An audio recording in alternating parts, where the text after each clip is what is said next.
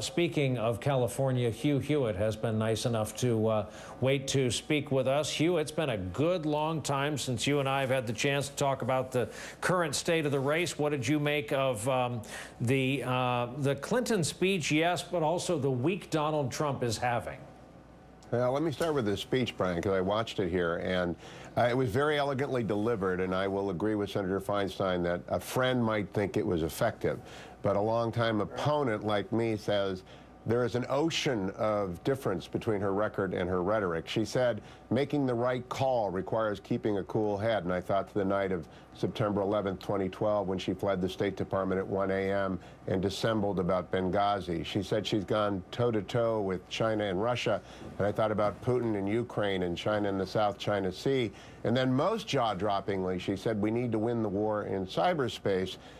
This from an individual who maintained an illegal server that was compromised by our national security enemies, who said, you mean wipe it down like with a cloth, and who has repeatedly misled and probably will be the subject of an FBI investigation. She didn't answer Chris Hayes about that the other night when he asked.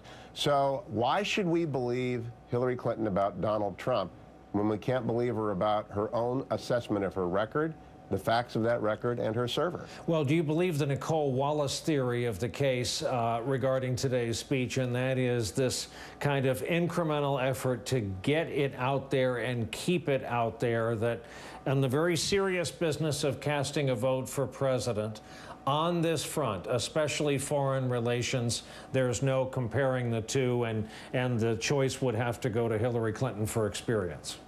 Well, that's the appeal she's making. She effectively dropped the Daisy ad early. People will recall from Barry Goldwater's campaign the one time they aired the Daisy ad. And Hillary Clinton in June is dropping the Daisy ad, which I think Nicole also mentioned. It's very early to be doing that, and it's going to wear out its welcome. I do think what would best serve Donald Trump now are not tweets, but a measured, firm response along a number of policy lines, whether it's the Libya fiasco. Secretary of State Clinton said, we came, we saw, he died, and now 1,050 immigrants died, or dead in the med last week, fleeing through Libya, aided by the smugglers in a failed state. I think he wants to talk about Bo Bergdahl. I think he wants to talk about the Iran deal in terms that are very specific. And maybe you bring out John Bolton. Maybe you bring out John Kyle. Maybe you bring on all of the Condoleezza Rice. You appear with the foreign policy establishment who go line by line through the failures of the last 8 years in which Secretary Clinton participated, and you rebut. You don't challenge via tweets.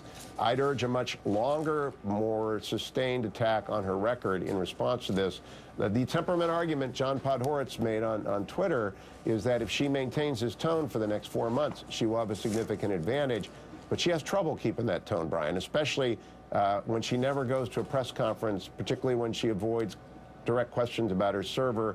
It won't hold up for 6 months. By the way, Hugh, the article I mentioned that the senator forcefully came back at me on is Frank Rich's piece in New York Magazine this week, What the Donald Shares with the Ronald, subhead, the Trump candidacy looks a lot more like Reagan's than anyone might care to notice. Do you care to comment? And by the way, that's right. He's right and you're right, and I would reject the senator's critique.